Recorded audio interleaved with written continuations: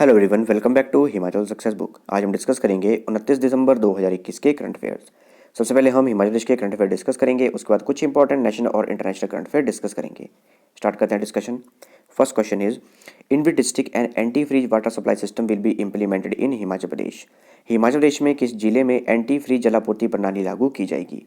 देखिए, काफ़ी ज़रूरी है हिमाचल प्रदेश के लिए, क्योंकि हिमाचल प्रदेश में कुछ जगह ऐसी है, कुछ ज़िले ऐसे हैं जहाँ पर कि सर्दियों के मौसम में पानी जम जाता है। जो भी हमारा घरों में पानी सप्लाई होता है तो नलकों में और जितने भी पाइप्स हैं उनमें पानी फ्रीज हो जाता है। तो इसके लिए अब लाहौल स्पीति में anti freeze water supply system implement किया जाएगा। तो लाहौल स्पीति में जो किलोंग है, डिस्ट्रिक्ट हेडक्वार्टर है, वहाँ पर anti freeze water supply system implement किया जाएगा। और इसकी जानकारी दी गई जो हमारे ट्राइबल डेवलपमेंट मिनिस्टर हैं रामलाल मारकंडा, उनके द्वारा। और इस प्रोजेक्ट को कंप्लीट करने के लिए 13.78 करोड़ रुपए की लागत आएगी और इसके लिए जो टेंडर है वो मार्च 2022 तक कंप्लीट कर दी जाएंगे। देखिए, इस प्रोजेक्ट को इम्प्लीमेंट करने से पहले स्टडी किया गया कि कहाँ कहाँ पर ये प्रोजेक्ट इम्प्लीमेंट किया गया है। तो जो हमारी अमेरिकन और यूरोपियन कंट्रीज़ हैं वहाँ पर इस तरह के प्रोजेक्ट इम्प्लीमेंट किए गए हैं। तो वहाँ पर जब भी सब जीरो टेम्परेचर होता है, सब जीरो टेम्परेचर होने के बावजूद भी वहाँ पर घरों में पानी सप्लाई किया जाता है। तो सेम टेक्नोलॉजी जो है anti freeze water supply system की, वो अब हिमाचल प्रदेश के किलोंग में इम्प्लीमेंट की जाएगी।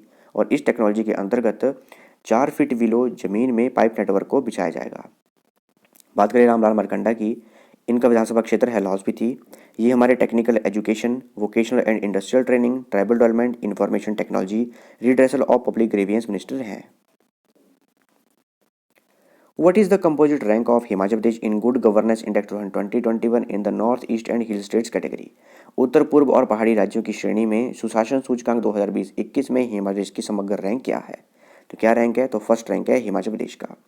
तो हाल ही में जो हमारे यूनियन होम मिनिस्टर हैं अमित शाह, उनके द्वारा गुड गवर्नेंस इंडेक्स 2020-21 के लिए रिलीज़ किया गया। जो हमारे यूनियन होम मिनिस्टर हैं अमित शाह, वो हमारे कोऑपरेशन मिनिस्टर भी हैं। याद रखिएगा, नया डिपार्टमेंट बनाया गया है, एग्जाम में क्वेश्चन आने के चांसेस हैं। और अमित शाह, इनकी कॉन्स्टिट्यूंसी है गांधीनगर, जो कि गुजरात में है। तो इनके द्वारा गुड गवर्नेंस इंडेक्स 2020-21 रिलीज़ किया गया। इसमें ग्रुप ए में गुजरात ने टॉप किया है, ग्रुप बी में मध्य प्रदेश ने, north east and hill state की कैटेगरी में हिमाचल प्रदेश ने और यूटीज़ की कैटेगरी में दिल्ली ने टॉप किया है। इसमें टोटल 10 पैरामीटर जो हैं वो असेस किए गए और 10 पैरामीटर्स में हिमाचल प्रदेश में इंडिविजुअली देखा जाए तो ह्यूमन रिसोर्स डेवलपमेंट और जो हमारा पब्लिक इंफ्रास्ट्रक्चर यूटिलिटीज़ है, इसमें टॉप किया है। Which of the following had developed the landslide monitoring and early warning system which was reviewed by Prime Minister Narendra Modi during his visit to Himachal Pradesh? निम्न में से किसने भूस्खलन निगरानी और पूर्व चेतावनी प्रणाली विकसित की है, जिसकी समीक्षा प्रधानमंत्री नरेंद्र मोदी ने हिमाचल प्रदेश की अपनी यात्रा के दौरान की थी। तो किसने की है? ये की है आईआईटी मंडी ने। ऑप्शन बी करेक्ट आंसर है। तो आईआईटी मंडी ने एक सिस्टम बनाया है जो कि है landslide monitoring and early warning system. इसमें जहाँ जहाँ पर भी लैंडस्लाइड होते हैं उन्हें मॉनिटर किया जाएगा और पहले ही वार्निंग दे दी जाएगी कि यहाँ पर लैंडस्लाइड हो रहे हैं। तो इस सिस्टम को जब प्रधानमंत्री नरेंद्र मोदी मंडी आए थे तो उन्होंने रिव्यू भी किया था और इसकी सराहना भी की थी, क्योंकि काफ़ी लो बजट से इस सिस्टम को बनाया गया है और इसके लिए काफ़ी पायलट प्रोजेक्ट चलाए भी गए और पायलट प्रोजेक्ट सक्सेसफुल भी हुए हैं। तो जहाँ जहाँ पर भी इस landslide monitoring early warning system को लगाया जाएगा, वहाँ पर ये देखेगा कि सॉइल मूवमेंट हो रही है नहीं हो रही है। जब भी सॉइल मूवमेंट होगी तो होटर्स, ब्लिंकर्स और टेक्स्ट मैसेजेस के जरिए ये पहले ही वार्निंग दे देगा और 10 मिनट पहले ये प्रेडिक्ट कर देगा कि यहाँ पर सॉइल मूवमेंट हो रही है और यहाँ पर लैंडस्लाइड हो सकता है। इसके अलावा अगर 5 mm से ज़्यादा बारिश होने की संभावना है तो ये अर्ली प्रेडिक्शन करेगा और एडवांस में ही बता देगा। और इसमें जो सारा का सारा कार्य है वो आर्टिफिशियल इंटेलिजेंस से किया जा रहा है और एक्सट्रीम वेदर इवेंट्स जो होंगे उनके बारे में भी ये पहले जानकारी दे देगा। Union Defence Minister Rajnath Singh inaugurated and dedicated how many bridges in Himachal Pradesh which were constructed by the Border Road Organization? केंद्रीय रक्षा मंत्री राजनाथ सिंह ने हिमाचल प्रदेश के कितने पुलों का उद्घाटन और समर्पण किया जिनका निर्माण सीमा सड़क संगठन द्वारा किया गया था। तो कितने पुल हैं टोटल? ये टोटल 5 पुल हैं। तो भारत के लगभग 27 पुलों को डेडिकेट किया पूरे भारत को हमारे डिफेंस मिनिस्टर राजनाथ सिंह ने। इसमें हिमाचल प्रदेश के 5 पुल भी हैं। 5 कौन कौन से हैं? ये है कोटी 1 bridge, Koti 2 bridge, commander bridge, Patseo bridge on Manali Sarchu road और Kashang bridge on Powari Pooh road. जितने सारे के सारे ये 5 ब्रिज हैं हमारे ये जो बॉर्डर एरिया है उसके लिए काफ़ी इंपॉर्टेंट है। इसीलिए डिफेंस मिनिस्टर ने इनका उद्घाटन किया और हिमाचल प्रदेश को और पूरे भारत को इन्हें डेडिकेट किया। बात करें डिफेंस मिनिस्टर की, ये है राजनाथ सिंह और इनकी जो कॉन्स्टिट्यूंसी है वो है लखनऊ, जो कि उत्तर प्रदेश में है। According to the conference organized by UNICEF Jal Jeevan Mission, what percentage of quality drinking water is supplied to households in Himachal Pradesh? UNICEF जल जीवन मिशन की ओर से आयोजित कॉन्फ्रेंस के अनुसार हिमाचल प्रदेश में कितना प्रतिशत गुणवत्ता युक्त पेयजल घरों में सप्लाई होता है? तो कितना होता है? ये है 98%। ऑप्शन सी करेक्ट आंसर है। तो हाल ही में न्यू दिल्ली में यूनिसेफ जल जीवन मिशन की ओर से एक कॉन्फ्रेंस आयोजित की गई थी और इस कॉन्फ्रेंस में ये बताया गया कि पानी की गुणवत्ता सप्लाई करने के मामले में हिमाचल प्रदेश पहले नंबर 1 पर है पूरे भारत में। और जो जल शक्ति मंत्रालय है उनके द्वारा घरों में जो पानी सप्लाई हो रहा है उसकी गुणवत्ता चेक की गई, उसके आधार पर ये बताया गया। तो हिमाचल प्रदेश में 98% गुणवत्ता युक्त पेयजल जो है वो सप्लाई किया जा रहा है घरों में। और दूसरे नंबर पर है मणिपुर जहाँ पर कि 95% जो है सप्लाई किया जाता है। तीसरे नंबर पर है उत्तराखंड जहाँ पर कि 92% गुणवत्ता युक्त जल भेजा जाता है घरों में। इसके अलावा जल जीवन मिशन के अंतर्गत जो बजट एलोकेट किया गया है वित्तीय वर्ष 2021-22 से लेके वित्तीय वर्ष 2025-26 तक, उसमें सबसे ज़्यादा बजट दिया गया है उत्तराखंड को। उत्तराखंड को 1344 करोड़ रुपए का बजट एलोकेट किया गया है। और दूसरे नंबर पर है हिमाचल प्रदेश। हिमाचल प्रदेश को जल जीवन मिशन के अंतर्गत 1004 करोड़ रुपए का बजट दिया गया है। इसके अलावा सबसे इंपॉर्टेंट याद रखिएगा कि जल जीवन मिशन के तहत हिमाचल प्रदेश के हर गाँव के हर घर तक 2022 तक पानी का कनेक्शन जो है पहुँचाने की योजना बनाई गई है। डिस्कस करते हैं नेशनल और international current affairs. First question is 97th edition of world Sangeet Tansen festival is celebrated in which of the following state? Vishwa Sangeet Tansen उत्सव का 97वां संस्करण निम्न में से किस राज्य में मनाया जा रहा है? तो कहाँ मनाया जा रहा है? ये मध्य प्रदेश में मनाया जा रहा है। और मध्य प्रदेश में एग्जैक्ट लोकेशन की बात करें तो मध्य प्रदेश के ग्वालियर में इसे मनाया जा रहा है। और 25 दिसंबर को अभी शुरू हुआ है, 30 दिसंबर तक ये चलेगा। इसमें जो इसका एडिशन है वो 97th एडिशन है, इसे ध्यान रखिएगा। Reserve Bank of India has extended the card on file tokenization deadline to which date? भारतीय रिजर्व बैंक ने कार्ड ऑन फाइल टोकन की समय की सीमा को किस तारीख तक बढ़ा दिया है? किस तारीख तक बढ़ाया है? ये बढ़ाया है 30 जून 2022 तक। देखिए कॉन्सेप्ट काफ़ी इंपॉर्टेंट है ये।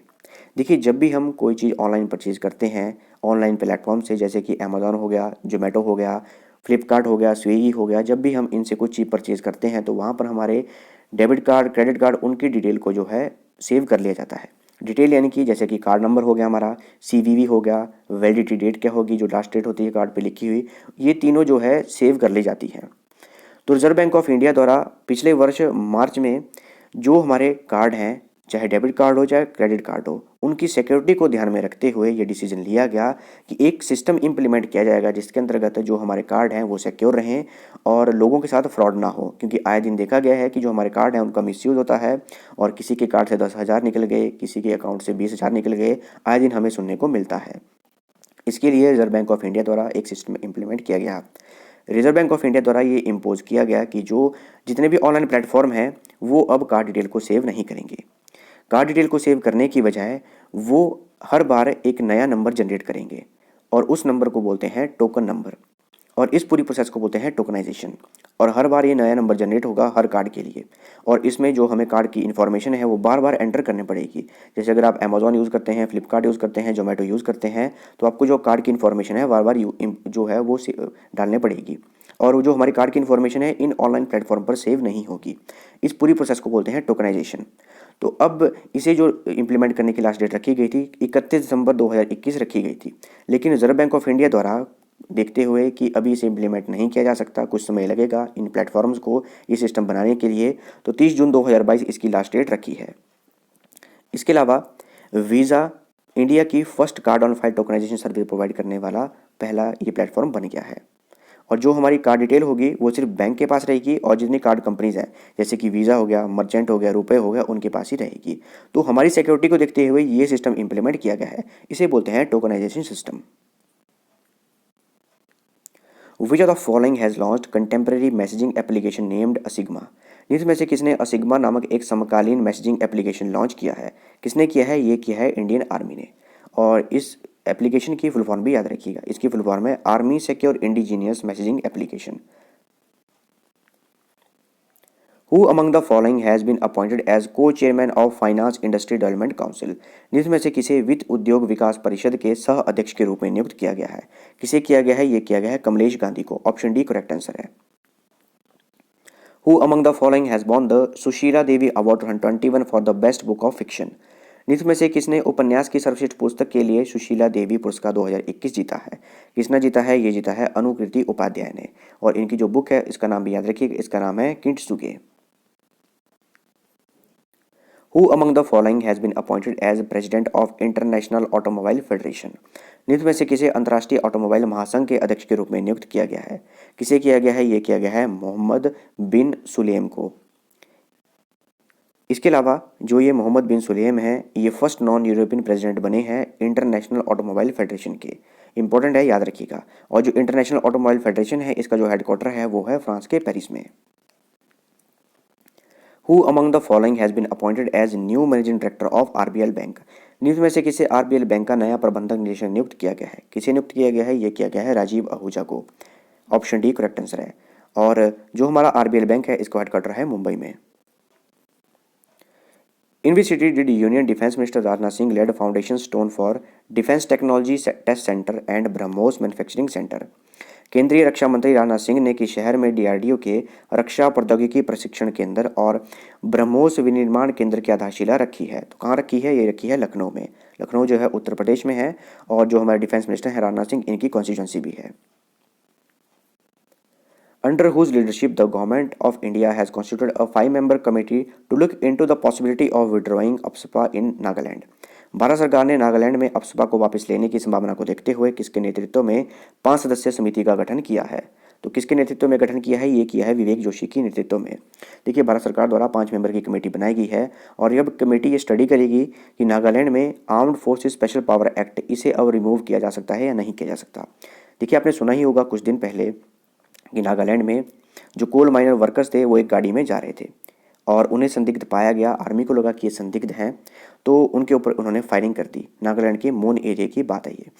तो इसके लिए काफ़ी अब विद्रोह चला हुआ है कि नागालैंड से अप्सपा जो को है रिमूव किया जाए।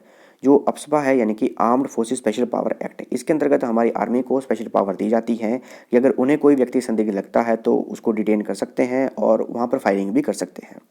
तो अब जो हमारी भारत सरकार है, उनके द्वारा 5 मेंबर की कमेटी बनाई गई है, जिसके हेड हैं विवेक जोशी। अब ये देखेंगे कि नागालैंड से इस एक्ट को रिमूव किया जा सकता है या नहीं किया जा सकता। Name the bank that recently become the first Indian bank to offer cross border payment by UPI along with NPCI. उस बैंक का नाम बताइए जो हाल ही में एनपीसीआई के साथ यूपीआई के माध्यम से सीमा पार से भुगतान की पेशकश करने वाला पहला भारतीय बैंक बन गया है। तो कौन बना है? ये बना है IndusInd bank. Option D correct answer है। इसके अलावा इंडसइंड बैंक का हेडक्वार्टर है मुंबई में, और इसके एमडी एंड सीईओ हैं Sumant कटपालिया। Which organization have recently collaboratively launched the James Webb Space Telescope into the space using Ariane 5 rocket from French Guiana? French Guiana से एरियन 5 रॉकेट का उपयोग करके हाल ही में किस संगठन ने सहयोगात्मक रूप से जेम्स वेब स्पेस टेलीस्कोप को अंतरिक्ष में लॉन्च किया है? आपने सुना ही होगा इसके बारे में। इसे टाइम मशीन के नाम से भी पुकारा जा रहा है। तो इसे नासा, यूरोपियन स्पेस एजेंसी और कैनेडियन स्पेस एजेंसी, इन तीनों ने मिलकर इसे लॉन्च किया है। और लॉन्च करने वाला जो रॉकेट है उसका नाम याद रखिएगा, काफ़ी इंपॉर्टेंट है, एरियन 5 रॉकेट है ये। और कहाँ से किया गया? ये फ्रेंच गुयाना से इसे लॉन्च किया गया। देखिए, हम स्टडी कर रहे हैं कि किस तरह से हमारे ब्रह्मांड का निर्माण हुआ, तो इसके लिए काफ़ी कार्य किया जा रहा है। और इसके लिए पहले एक टेलीस्कोप भेजा गया था अंतरिक्ष में, उसका नाम था हबल, HUBBLE। हबल टेलीस्कोप जो है वो अंतरिक्ष में भेजा गया था नासा के द्वारा। तो उसमें स्टडी किया जा रहा था किस तरह से हमारे जो ब्रह्मांड का उसका निर्माण किया गया है वो किस तरह से बना है। तो अब उसका एडवांस वर्जन जो है वो भेजा गया है, जो है जेम्स वेब स्पेस टेलीस्कोप। ये जो एडवांस वर्जन है ये हबल टेलीस्कोप का एडवांस वर्जन है। अच्छा, स्पेस में ही क्यों भेजा गया? धरती से क्यों नहीं स्टडी किया गया? देखिए, जो हमारी अर्थ है उसका जो बाहर का एटमॉस्फेयर है उससे रेजिस्टेंस मिलता है, यानी कि जो एटमॉस्फेयर है उसमें काफ़ी वायु है, काफ़ी एयर है, काफ़ी जहाँ पर रेडिएशंस हैं, उनकी वजह से टेलीस्कोप में काफ़ी अच्छी से स्टडी नहीं हो पाती। तो इन्हीं बातों को ध्यान में रखते हुए जेम्स वेब स्पेस टेलीस्कोप और हबल टेलीस्कोप जो है स्पेस में भेजा गया, और स्पेस से ये स्टडी करेंगे कि किस तरह से हमारे जो है अंतरिक्ष का निर्माण हुआ है। Nobel Prize awardee Desmond Tutu passed away recently. In which field did receive the Nobel Prize in the year 1984? Nobel पुरस्कार से सम्मानित डेसमंड टूटू का हाल ही में निधन हो गया। वर्ष 1984 में उन्हें किस क्षेत्र में नोबेल पुरस्कार मिला था? किस क्षेत्र में मिला था? इन्हें पीस में मिला था, शांति में इन्हें नोबेल पुरस्कार मिला था 1984 में।